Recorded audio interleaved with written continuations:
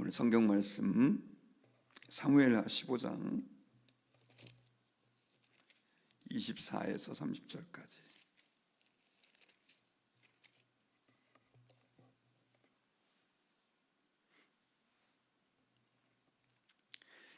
구약 성경 사무엘하 15장 24절부터 30절까지 우리 한 절씩 교독하겠습니다. 보라, 사독과 그와 함께한 모든 레위 사람도 하나님의 언약궤를 메어다가 하나님의 궤를 내려놓고 아비아달도 올라와서 모든 백성이 성에서 나오기를 기다리도다. 왕이 사독에게 이르되, 보라, 하나님의 궤를 성읍으로 도로 메어가라. 만일 내가 여호와 앞에서 은혜를 입으면 도로 나를 인도하사 내게 그 궤와 그 계신대를 보이시리라. 그러나 그가 이와 같이 말씀하시기를 내가 너를 기뻐하지 아니한다 하시면 종이 여기사오니 선히 여기시는 대로 내게 행하시옵소서 하리라. 왕이 또 제사장 사독에게 이르되, 내가 선견자가 아니냐? 너는 너희의 두 아들 곧 내 아들 아히마아스와 아비아달의 아들 요나단을 데리고 평안히 성읍으로 돌아가라. 너희에게서 내게 알리는 소식이 올 때까지 내가 광야 나루터에서 기다리리라 하니라. 사독과 아비아달이 하나님의 궤를 예루살렘으로 도로 메어다 놓고 거기 머물러 있으니라. 다같이 다윗이 감람산 길로 올라갈 때 그의 머리를 그가 가리고 맨발로 울며 가고 그와 함께 가는 모든 백성들도 각각 자기의 머리를 가리고 울며 올라가니라. 아멘. 기도하겠습니다. 하나님 감사합니다. 오늘도 이 새벽에 저희들이 주님의 음성을 듣기를 원합니다. 말씀으로 온 천지를 창조하시고 예수께서 말씀하시되 풍랑이 잠잠케 된 것을 저희들이 믿습니다.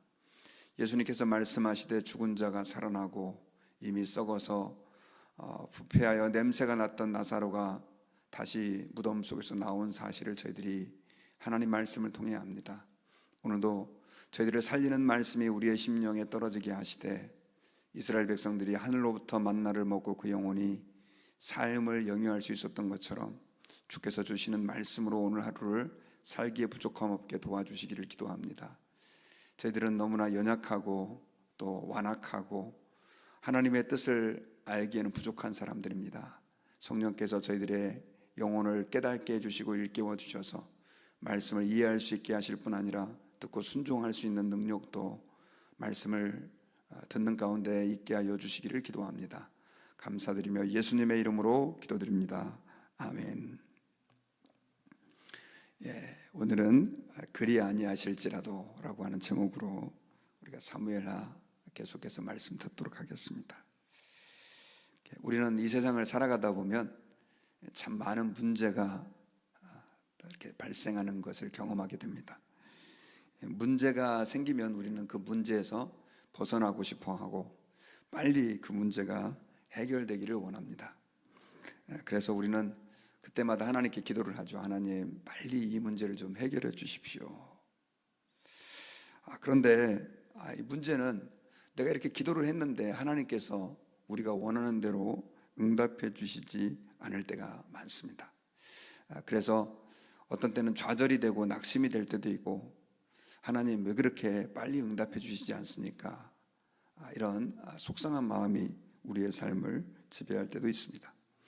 그런데 하나님은 우리에게 기도하라라고 말씀하셨지만, 그러나 내가 원하는 시간에 내가 원하는 방식대로 꼭 응답하시는 건 아닌 것 같아요. 하나님은 하나님이 가장 기뻐하는, 하나님이 원하시는 방법으로 우리에게 일하실 때가 많습니다. 예를 들면 야곱 같은 경우는 쌍둥이로 태어났어요. 쌍둥이로 형 에서와 간발의 차이로 그렇게 태어났는데, 문제는 이제 이 이스라엘 백성들의 그 가계 시스템을 보면 장자와 차자의 차이, 장남과 차남의 차이는 엄청난 겁니다. 장자가 모든 권한을 물려받게 되어 있는 거예요. 그러다 보니까 야곱은 계속해서 나는 왜 장남이 될 수가 없지? 왜 장자가 될 수 없지? 그런 마음들이 있었던 것 같아요. 그러던 차에 어머니도 특별히 에서보다는 야곱을 더 좋아해가지고 결국 어머니의 그 세력을 힘입고 아버지를 속여가지고 마지막 축복을 할 때 장자권을 그가 빼앗게 됩니다. 또 그 전에는 형 에서를 설득을 해서 또 살짝 속여서 팥죽을 가지고 장자권을 서로 바꾸는 그 거래까지 하게 되죠. 그런데 이러한 야곱의 마음과는 상관없이 결국 이 사건이 문제가 됩니다. 형 에서가 사냥꾼이고 굉장히 성질이 포악한 사람인데 결국 동생이 장자권을 빼앗았다는 걸 알고 그를 죽이려고 하죠. 그 일로 인해 가지고 결국은 이 야곱은 자기 생에 전혀 예상치도 않았던 그 유랑 생활을 해야 하게 되었습니다. 그래서 삼촌 라반의 집에서 그렇게 또 형한테 그 삼촌한테 또 속아가지고 14년간 죽을 고생하면서 일을 하게 되죠. 물론 그 가운데 하나님은 축복하셔서 두 아내들을 얻게 하시고 자녀들도 얻게 하시고 또 부유하게 은혜를 베풀어 주셨지만 참 야곱에게는 그 형의 원수가 되어 살아간다는 것이 너무나 부담스러운 일이었습니다. 그런데 나중에 이제 하나님은 그를 다시 불러서 정말로 장자가 되게 해주시고 이스라엘의 12지파의 아버지가 되는 그런 축복을 부어주셨습니다. 이런 예들은 성경에 많이 있죠. 모세도 마찬가지로 40세 때 그가 이스라엘 백성들을 사랑하는 마음으로 그들을 괴롭히는 애굽 사람을 때려 죽였잖아요. 그런데 이게 발칵이 들통이 나가지고 결국 이스라엘 백성들을 좀 구원해 보고 싶은 마음이 그래도 40대 때는 있었는데 이게 안 돼가지고 광야에서 40년을 정말 말 그대로 푹푹 썩어야 되는 그런 불행한 시간들을 보냅니다. 그리고 그에게는 비전도 사라지고 꿈도 사라지고 이제는 그냥 양을 치면서 내 인생 살아야 되겠다라고 했을 때 그때 80세가 됐을 때 하나님이 그를 찾아오셔서 부르시죠. 우리의 욕망과 하나님의 계획이 다른 거예요. 하나님은 결국 우리를 사용하시고 하나님의 뜻대로 우리를 인도하시고 이끄시지만 내가 원하는 대로 하지 않을 때가 참 많습니다. 그래서 우리는 신앙생활할 때 꼭 기억해야 될 게 우리는 예수님의 약속의 말씀을 믿고 열심히 기도해야 되지만 그러나 그리 아니하실지라도 내가 원하는 방식대로 주님이 역사하시지 않는다 할지라도 하나님은 선하시고 하나님은 좋으신 분이라고 하는 사실을 우리는 잊지 말아야 합니다. 오늘 본문에 보면 이제 다윗이 도망가면서 있었던 그 에피소드가 기록이 되어 있습니다. 특별히 15장 24절부터 이제 30절까지 짧은 절이지만 다윗이 이 예루살렘 성을 떠나서 도피하면서 그 특별히 사독 제사장에게 그 당시 제사장이 사독이었는데 이 법궤를 다시 도로 돌려보내는 내용이 기록이 되어 있습니다. 아들 압살롬의 반역으로 인해 가지고 전쟁을 하기에는 너무나 많은 희생들이 있었기 때문에 왕은 차라리 왕궁을 도피하는 것을 결정을 했습니다. 이때 같이 법궤도 같이 다윗의 편에 서서 함께 나오게 되는데 이 왕이 이 사독 제사장에게 법궤를 메고 나오는 사독 제사장에게 이 법궤는 도로 데리고 성으로 돌아가라 라고 말씀을 한 것입니다. 그러면서 25절에서 왕이 사독에게 이렇게 얘기를 해요. 왕이 사독에게 이르되 보라 하나님의 궤를 성읍으로 도로 메어 가라. 만일 내가 여호와 앞에서 은혜를 입으면 도로 나를 인도하사 내게 그 궤와 그 계신들을 보이시리라. 자, 이 말은 무슨 뜻이냐면 하나님의 법궤를 내 욕망을 위해 이용하지 않겠다는 뜻이죠. 그 엘리의 두 아들 홈리와 비느하스는 전쟁에서 질 것 같으니까 하나님의 법궤를 그 전쟁터의 앞으로 가지고 왔습니다. 그런데 사실 이것은 그들이 특별히 잘못한 건 아니에요. 왜냐하면 여호수아가 전쟁을 할 때 늘 법궤를 앞세워서 전쟁을 했고요. 다윗 시대 때도 전쟁터에 이렇게 법궤가 가는 경우가 있었습니다. 그런데 이 홈리와 비느하스의 문제는 법궤를 가지고 전쟁터에서 나가서가 문제가 생긴 게 아니라 그 법궤를 자기의 욕망을 위해 이용하려고 했기 때문에 그런 거죠. 여러분, 우리가 하나님을 우리의 욕망을 위해서 이용하려고 할 때가 얼마나 많은지 모릅니다. 아까가 아니죠. 어저께 말씀드렸던 이 압살롬은 자기가 왕이 되기 위해서 내가 하나님과 그술에 있을 때 약속을 했습니다. 소원을 했습니다. 나를 예루살렘으로 잘 돌아가게 해주시면 제가 가서 헤브론에서 제사를 지내겠습니다. 요 거짓말을 그렇게 다윗 왕에게 함으로 인해 가지고 하나님을 이용해서 결국 그 다윗을 설득하고 신하들을 설득해서 이런 반역을 꿈꾸게 됩니다. 성경에 보면 그런 예들이 많이 나오죠. 하나님을 이용해서 자기의 욕망을 채우려고 한 예들이요. 근데 지금 홈리와 비나스도 그랬는데 다윗은 제가 볼 때는 하나님의 법궤가 자기 편에 있으면 훨씬 마음이 든든할 것 같은데 그렇게 하지 않습니다. 그 대신 그렇게 하지 않은 이유가 뭐냐니까 25절에서 여호와께서 내게 은혜를 주신다면 내가 다시 하나님의 궤가 있는 곳으로 돌아오게 하실 것이다 라고 하는 하나님에 대한 신뢰와 믿음의 고백이었던 거죠. 내가 하나님의 법궤를 나의 안전을 위해 이용하지 않겠다는 것입니다. 하나님의 뜻 앞에 내가 굴복하겠다는 뜻이죠. 그러면서 26절에 보면 다윗이 이런 고백을 하는데요. 우리 같이 한번 읽어볼까요? 시작. 그러나 그가 이와 같이 말씀하시기를 내가 너를 기뻐하지 아니하신다 하시면 종이 여기 있사오니 선히 여기시는 대로 내게 행하시옵소서 하리라. 자, 이 말씀을 보니까 만약에 하나님께서 나를 기뻐하지 않으셔서 다시 예루살렘 성으로 돌아오게 아니하신다면 그냥 예전처럼 유리방황하다가 언젠가는 죽음을 당하겠죠. 그렇게 된다고 하신다고 한다면 종이 여기 있사오니 하나님께서 선히 여기시는 대로 하기를 원합니다. 이 고백을 좀 하고 있는 거예요. 이것은 누구나가 다 할 수 있는 고백처럼 여겨지지만 사실 하나님의 선하심을 신뢰하지 아니하면 불가능한 고백입니다. 다윗은 밧세바와 간음하고 그 아이가 임신했잖아요.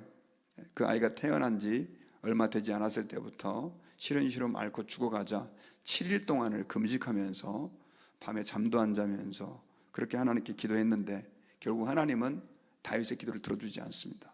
그리고 그 아이를 하나님은 데려가 버리시죠. 그 대신 하나님은 이제 솔로몬을 자녀로 주셨지만 다윗의 요구대로 하나님은 은혜를 베풀어 주지 않았어요. 그의 요구를 들어주지 않았어요.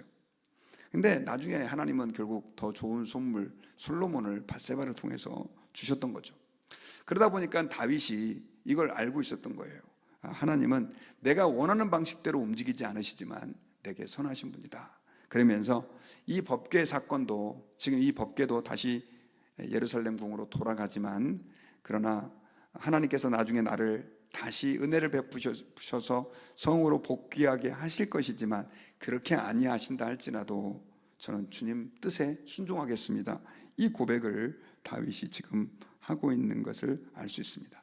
그리고 여기에는 또한 약간 인간적인 전술도 있었어요. 저는 뭐 인간적인 전술 자체가 나쁘다고 생각하지는 않지만 나중에 이제 왕이 사독에게 27절에 보면 뭐라고 얘기를 하냐면 왕이 제사장 사독에게 이르되 내가 선견자가 아니냐 너는 너희의 두 아들 곧 내 아들 아히마아스와 아비아달의 아들 요나단을 데리고 평안히 성읍으로 돌아가라 하면서 28절에서 너희에게서 내게 알리는 소식이 올 때까지 내가 광야 나루터에서 기다리리라 라고 말하면서 그 사독과 그 아들 아히마아스와 요나단을 통해서 다윗은 그 성의 소식을 듣고 싶었던 거죠.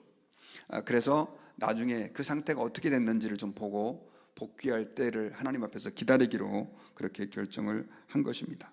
그러니까 일종의 뭐 좀 표현이 좀 이상하지만 스파이 개념으로도 또 사용하기를 원했던 거예요.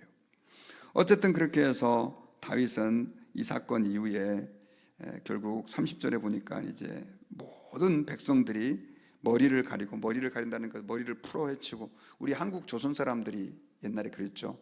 슬픈 일이 있을 때 부모님 돌아가실 때 머리를 다 풀어 헤치고 이렇게 울면서 그렇게 슬퍼했는데 이들도 이와 비슷한 관습이 있었습니다.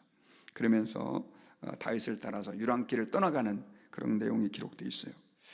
자, 여기서 우리가 오늘 기도 제목으로 삼기를 원하는 것은 그것입니다. 하나님께서 그리 아니하실지라도 우리에게 선하신 하나님이시요 좋으신 하나님이시라는 것입니다. 내 방식대로 내가 원하는 대로 주님이 역사하시지 않는다 할지라도 하나님은 언제나 선하신 하나님이다 라고 하는 사실을 우리는 믿어야 할 것입니다. 그러므로 저희들이 하나님 아버지 앞에서 이 땅을 살아갈 때 참 많은 어려움들이 있고요, 고통이 있고 기도 제목이 있습니다. 이때마다 우리는 하나님 앞에 기도해야 되겠죠. 그러나 내가 원하는 방식대로 응답되지 않는다 할지라도 절대로 우리는 낙심해서는 안 됩니다. 하나님은 내가 원하는 방식대로 응답하시지 않는다 할지라도 결국 우리에게 가장 선한 길, 기쁜 길로 이끄시는 분이시기 때문에 그렇습니다. 제가 설교 제목을 그리 아니하실지라도 라고 잡았는데, 이것은 다니엘의 세 친구였던 사드락과 메삭과 아벳느고가 느부갓네살 왕의 신상을 만들어 놓고 절해라, 그렇지 않으면 다 뜨거운 풀무불에 던져 넣겠다, 요즘 말하면 용광로 같은 겁니다. 그 불에 태워서 죽이겠다라고 하는 그 명령을 내렸을 때 이 사드락과 메삭과 아벳느고는 이걸 거절하고 절대로 왕의 신상 앞에 절할 수 없다 해서 결국은 왕 앞에 끌려오게 됩니다. 왕은 나름대로 아끼는 신하들이었기 때문에 그들이 죽는 걸 원하지 않아서 설득을 했습니다. 한 번만 절하면 되는데, 그리고 지금 이 법령을 온 세상에 선포를 했기 때문에 이거 내가 지키지 않으면 내 체면이 뭐가 되느냐, 아마 이런 식으로 그 세 명을 설득을 했는데, 이 세 사람은 단호합니다. 저는 절대 왕의 신상 앞에 절하지 않겠습니다. 이 왕이 화가 나가지고 그러면 니들을 불로 던질 수밖에 없다라고 왕이 위협을 냈을 때 이 다니엘의 세 친구들이 뭐라고 얘기를 하냐면, 왕께서 저희들을 불에 던지신다 할지라도 저희들은 절대로 왕의 그 신상 앞에 절하지 않을 것입니다. 그리고 하나님께서는 우리를 보호하셔서 그 불에서도 지켜주시고 보호해 주실 것입니다, 이런 고백을 합니다. 그리고 나서 그리 아니하실지라도, 하나님께서 그렇게 역사하시지 않는다 할지라도 저는 절대로 왕의 신상 앞에 절할 수 없습니다 라고 선을 긋죠. 여러분, 나중에 그 결말은 아시죠? 그때 성육신 하시기 이전에 예수님, 그러니까 하나님의 사자 같은 그런 하나님의 이제 많은 신학자들은 그분을 다 예수님이라고 하는데, 그분이 하나님의 사자께서 그 풀무불 가운데 세 사람이 아니라 함께 하셔서 결국 그들을 머리털 것 하나도 상하지 않게 지켜주시고 보호해 주시는 은혜가 있었습니다. 여러분, 오늘 우리가 기도 제목으로 삼기를 원하는 그 기도 제목은 그겁니다. 하나님 앞에서 우리가 이 고백을 하는 거예요. 주님, 그리 아니하실지라도 저는 하나님을 언제나 신뢰하겠습니다 라고 하는 고백입니다. 왜냐하면 하나님은 내게 가장 좋은 것으로 은혜를 베풀어 주시는 하나님이시기 때문에 그렇습니다. 특별히 다윗이 하나님께서 나를 다시 예루살렘으로 돌이키시면 너무 감사하지만 그렇게 하지 아니할지라도 나는 하나님의 뜻 앞에 순종하고 그분의 인도하심을 따르겠다라고 고백했던 고백이 저와 여러분들의 고백이 되시기를 주의 이름으로 축원합니다. 같이 기도하겠습니다. 하나님, 감사합니다. 이 땅을 살면서 저희들은 많은 어려움을 겪습니다. 때로는 그 어려움이 너무 짊어지기 힘든 짐이 되어서 속히 벗어나고 거기에서 해방되기를 우리는 기도하지만, 어떤 때는 하나님께서 우리에게 원하는 대로, 우리가 원하는 방식대로 역사하시지 않을 때가 너무 많은 것을 저희들이 경험합니다. 그러나 하나님, 저희들은 하나님의 선하심을 믿습니다. 주님의 약속대로 내가 원하는 대로 주님이 응답하시지 않는다 할지라도 하나님은 가장 좋은 것으로 우리에게 주시는 하나님이신 것을 믿습니다. 내가 원하는 때에 주께서 우리의 기도에 응답하시지 않는다 할지라도 하나님은 가장 적절한 시기에 우리에게 선으로 역사하시는 하나님이신 것을 저희들이 고백합니다. 주여, 저희들에게 그 하나님의 뜻 앞에 굴복할 수 있는, 순종할 수 있는, 그 뜻을 기쁨으로 받아들일 수 있는 은혜를 허락해 주시기를 기도합니다. 그리 아니하실지라도 하나님의 선하신 그 섭리에 우리의 인생을 맡겨드리기를 원합니다. 저희들에게 이 믿음을 허락해 주시옵시고 언제나 하나님을 신뢰하며 우리에게 가장 좋은 것을 베푸시고 가장 좋은 시기에 역사하시는 하나님을 믿고 의지할 수 있도록 역사해 주시옵소서. 감사드리며 특별히 고통 중에 있는 성도들 긍휼히 여겨주셔서 하나님, 그 고통을 하감하여 주시고 하나님 앞에서 그 고통이 변하여 감사거리가 되게 해주시되 하나님의 가장 기뻐하시는 방식대로 역사해 주시옵소서. 감사드리며 예수님의 이름으로 기도하옵나이다. 아멘.